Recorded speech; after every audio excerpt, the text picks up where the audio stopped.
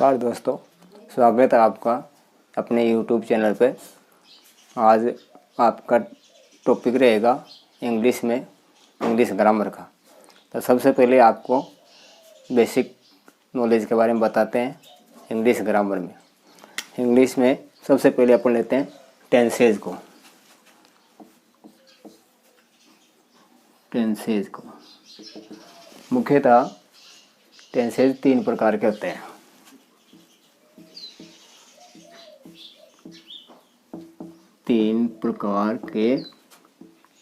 हैं।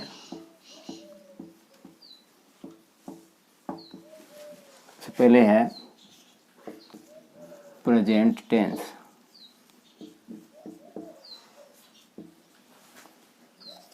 नंबर 2 पे है past tense, number 3 future tense. दोस्तों, प्रत्येक टेंस के 4 भाग होते हैं इसमें। सबसे पहले है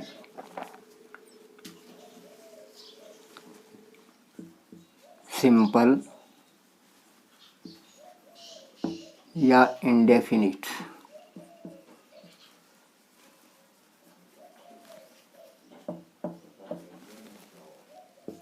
नंबर 2 पे है कंटिन्यूस,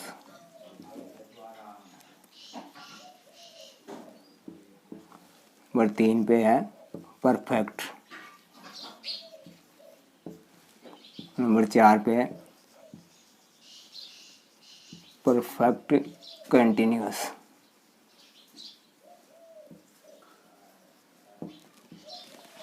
प्रत्येक टेंस में इन चारों को लेते हैं। सबसे पहले है प्रेजेंट के साथ present simple and indefinite, present continuous, present perfect, present perfect continuous. फिर ऐसे ही पास्ट में होंगे चारों भाग, पास्ट सिंपल या indefinite, past continuous, past perfect और पास्ट परफेक्ट कंटिन्यूअस। ऐसे ही फ्यूचर में होगा फ्यूचर सिंपल या indefinite, future continuous, future perfect और फ्यूचर परफेक्ट कंटिन्यूअस। तो इस प्रकार से तीनों टेंस के 4 भागों करेंगे तो तीनों के ही 12 भाग हो जाते हैं। अब सबसे पहले अपन आते हैं प्रेजेंट टेंस के अंदर प्रेजेंट सिंपल या इंडेफिनिट को। सबसे पहले अपन करते हैं प्रेजेंट सिंपल या इंडेफिनिट। प्रेजेंट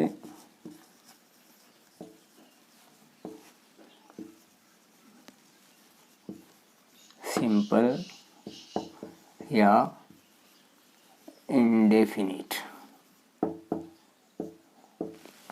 प्रेजेंट सिंपल या इंडेफिनिट में टेंस की पहचान लेते हैं। सबसे पहले पहचान, हिंदी में अपन इनकी पहचान यदि करते हैं तो हिंदी वाक्यों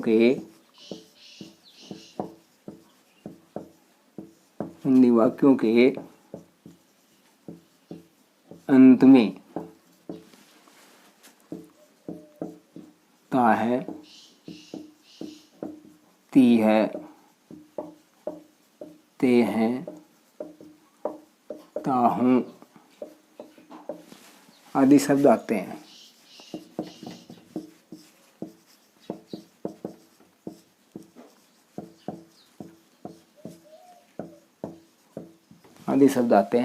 ये हिंदी वाक्यों की पहचान के लिए है।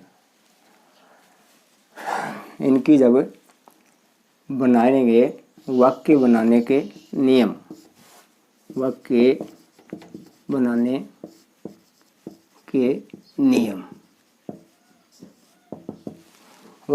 के लिए हमें मुख्य क्रिया, वाक्य बनाने के नियम में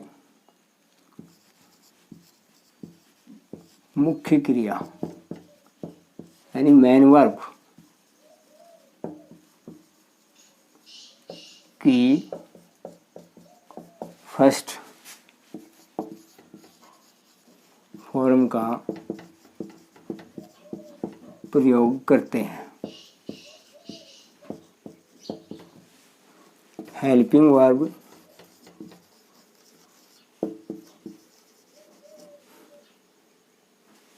के लिए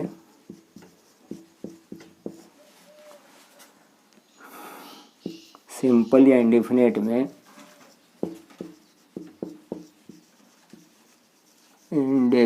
में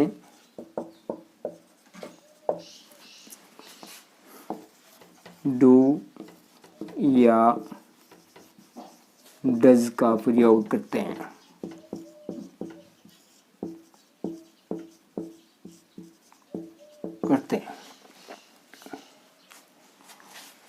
नॉट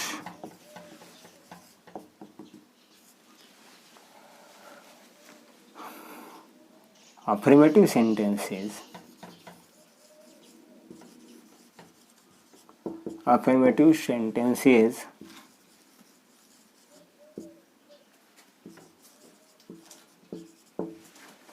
में हेल्पिंग वर्ब का यूज नहीं करते हैं।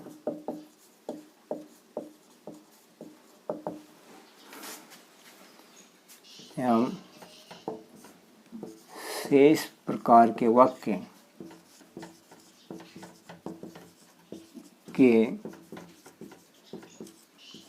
वाक्यों में हेल्पिंग वर्ब का यूज होता है।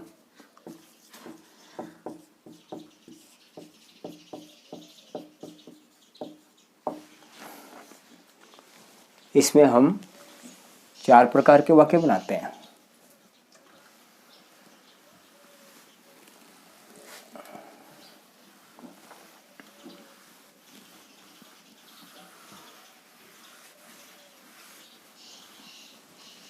इसमें हम 4 प्रकार के वाक्य बनाते हैं। जैसे सबसे पहले अपने जो बनता है वो है अफर्मेटिव सेंटेंसेस। अफर्मेटिव सेंटेंसेस जिनको सकारात्मक वाक्य कहते हैं।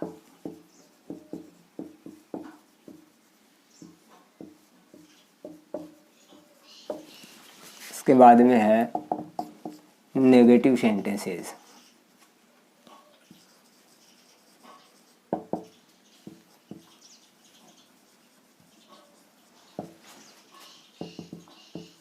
नकारात्मक वाक्य।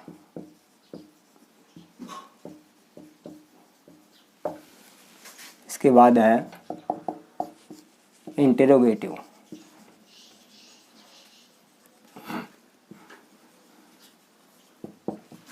इंट्रोगेटिव सेंटेंसेस प्रश्नवाचक वाक्य।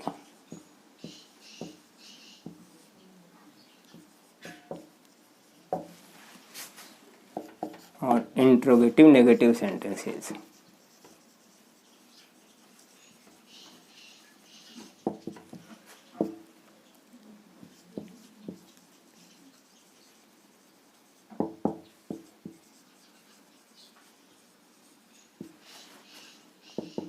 प्रश्नवाचक नकारात्मक वाक्य।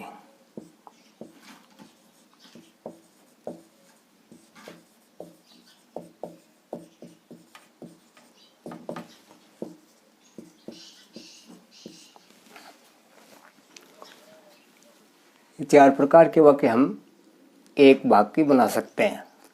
इसमें जैसे अफर्मेटिव, नेगेटिव, इंट्रोगेटिव और इंट्रोगेटिव नेगेटिव। अब इनमें एक हेल्पिंग वर्ब सिर्फ नेगेटिव, इंट्रोगेटिव और इंट्रोगेटिव नेगेटिव में ही काम में लेते हैं। अफर्मेटिव सेंटेंसेस में हेल्पिंग वर्ब डू या डज का यूज नहीं करते हैं। अब आगे चलिए देखते हैं कि जैसे प्रेजेंट सिंपल जब तक चलेगा आपकी हेल्पिंग वर्ब डू या डज का ही यूज होता रहेगा।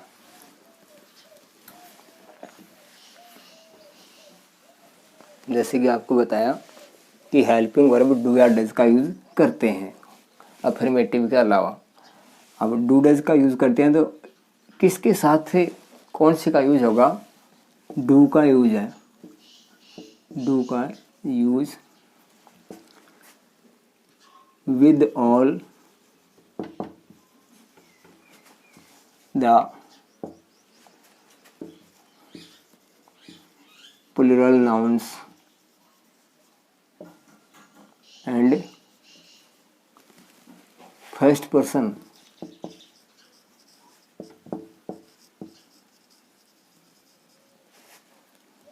आई के साथ।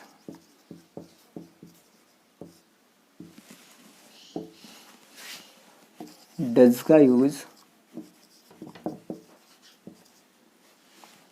ओनली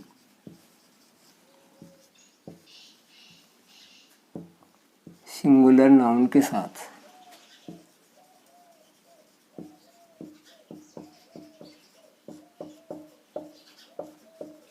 जैसे he, she, it, नेम आदि के साथ।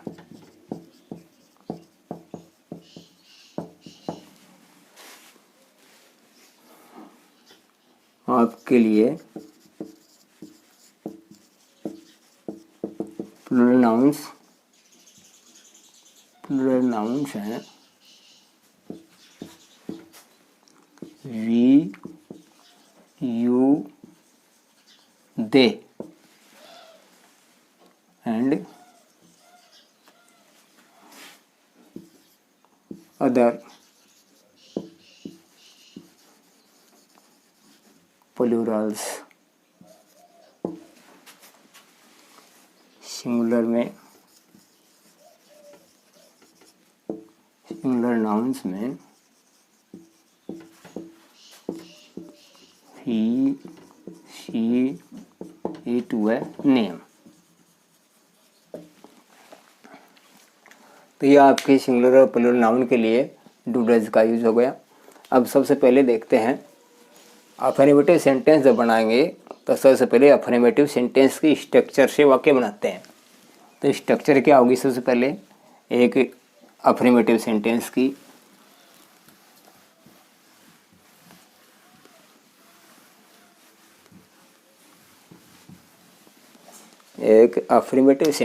स्ट्रक्चर होगी।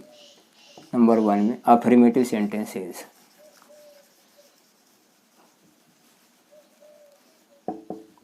अफर्मेटिव सेंटेंस इसकी स्ट्रक्चर होगी तो सबसे पहले अपन लेते हैं सब्जेक्ट, उसके बाद में मेन वर्ब फर्स्ट फॉर्म और इसके बाद में एस या ईएस और ऑब्जेक्ट। नेगेटिव सेंटेंस बनाते हैं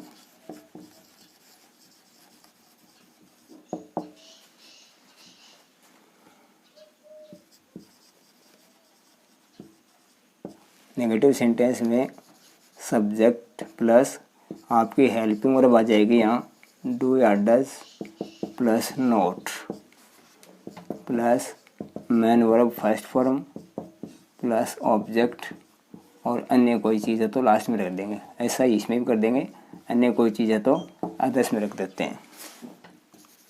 interrogative sentences interrogative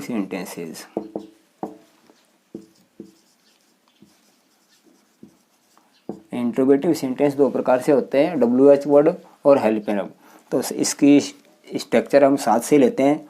WH word वाला यदि है तो सबसे पहले WH वर्ड, इसके बाद में आपकी हेल्पिंग वर्ब काम में लेंगे आप डू या डज, इसके बाद में होता है आपका सब्जेक्ट और इसके बाद में मेन वर्ब फर्स्ट फॉर्म और ऑब्जेक्ट और अन्य चीज़ कोई है तो अंत में सानो घंटों के से लगा देते हैं। ऐसे ही आपका चौथी प्रकार का जो वाक्य है वह इंट्रोगेटिव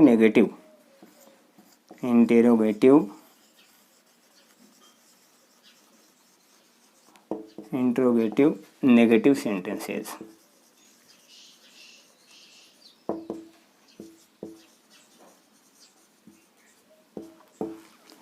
इसमें सबसे पहले वही है WH word, helping verb do या डज, उसके बाद सब्जेक्ट, उसके बाद नोट का यूज करते हैं, main verb first form object और अदर्स एंड में लगा देते हैं और अंत में साइन ऑफ इंट्रोगेशन। तो इस प्रकार से ये चारों सेंटेंसेस की स्ट्रक्चर है। इससे पहले एक चीज़ और जो अति आवश्यक है उसके बारे में जान लेते हैं कि जैसे सबसे पहले अफर्मेटिव सेंटेंस अपन बनाते हैं तो अफर्मेटिव सेंटेंस में क्या आता है कि हेल्पिंग वर्ब डू डज का यूज़ तो नहीं होता है, लेकिन मेन वर्ब की फर्स्ट फॉर्म में एस या एस लगाते हैं। अब ये देखते हैं कि मेन वर्ब में कहाँ एस लगाना है और कहाँ ई एस लगाना है। एस या ई एस का नियम केवल अफर्मेटिव सेंटेंसेज में अफर्मेटिव सेंटेंस में लगता है।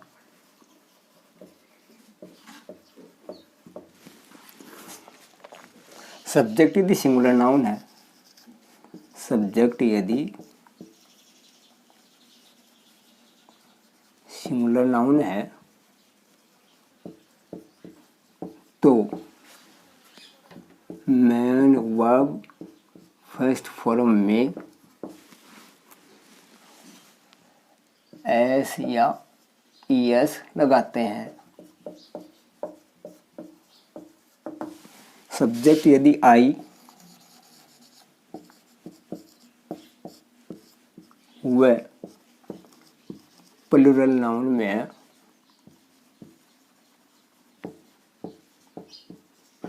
है तो मेन वर्ब फर्स्ट फॉर्म में एस या ई एस नहीं लगाते हैं।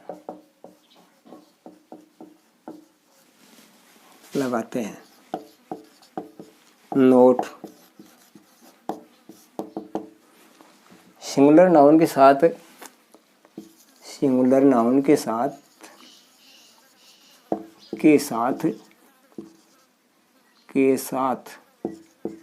मेन वर्ब फर्स्ट फॉर्म में कब एस या ई एस लगाते हैं।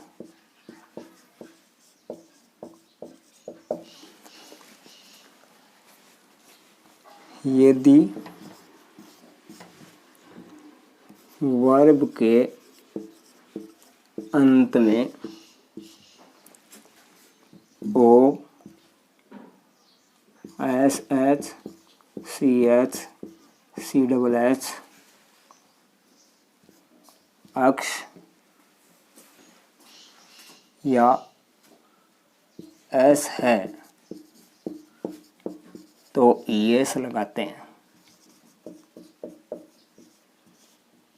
कहते हैं इनके अलावा इनके अतिरिक्त हम केवल एस ही मेन वर्ब फर्स्ट फॉर्म में लगाते हैं।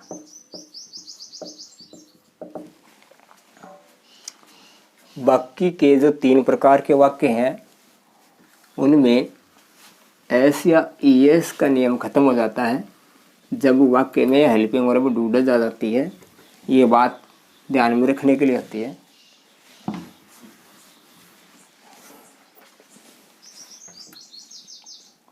शेष 3 प्रकार के वाक्य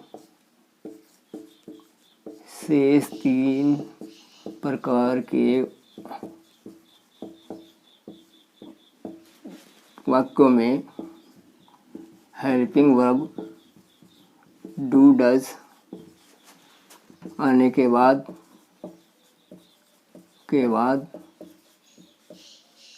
एस या ई एस नहीं लगाते हैं।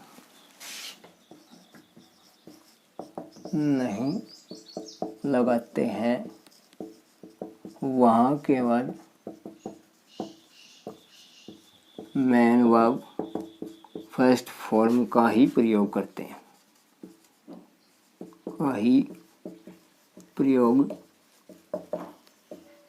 करते हैं। ये था आपका वाक्य बनाने की structure, helping verb, main verb आदि। अब इस स्ट्रक्चर से आप एक वाक्य को बना सकते हैं। जैसे वाक्य में अपने मुख्यतः 3 चीज़ होती हैं। वाक्य रचना, वाक्य रचना, हर वाक्य में मुख्यतः 3 चीज़ होती हैं, चाहे वो हिंदी का वाक्य हो या अंग्रेजी का वाक्य हो। सबसे पहले उसमें होता है कर्ता यानी सब्जेक्ट, उसके बाद होती है उसकी मुख्य क्रिया यानी मेन वर्ब, और एंड में होता है उसका कर्म यानी ऑब्जेक्ट। जैसे एक वाक्य में मुख्यतः हो गया सब्जेक्ट, मेन वर्ब और ऑब्जेक्ट।